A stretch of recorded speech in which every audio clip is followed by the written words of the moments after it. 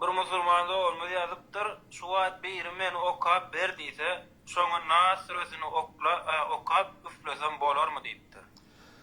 Hawa. Sonra şuňsyne bir adam musulman doğan hulasa ýürek howsaly bolupdyr.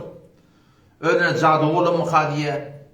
Haýdyr başgalygy giripdir, meni okyp ber diýip aýtsa, Kur'an'dan bilýän adam oky, men çüple diýip aýtsa, okyp bermeklikde hiç bir irat yok. Elbette şonu çüplemeklikde ýürek howsalygyna adından ad Kul a'udhu birabbil falaq bilen birabbin nasy okyp çüplemeli.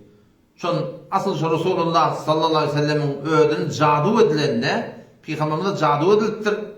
Jadu edip elbette ol etdiýän işin bilmändironlar ýok. Etmezler bilmändironlar ýok. Ýok. Bazen bir gadi edinne şonu etmedim kadiptir. Şu kadar jadu Peygamberimiz tesir goýýar. Allah tebarek ve taala şonu Sure-i Falak bilen Nas başdan aýak 11 däne aýat.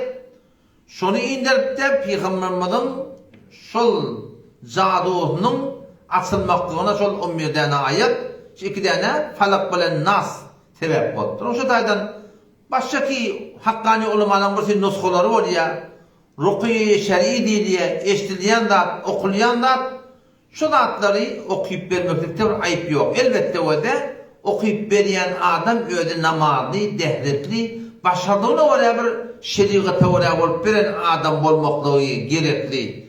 Taky inşallah şoň bereketinden, şu adamyň sebäbinden, şu adamyň tagwasyndan bir täsir edip de Kur'an şu adama täsir goýar.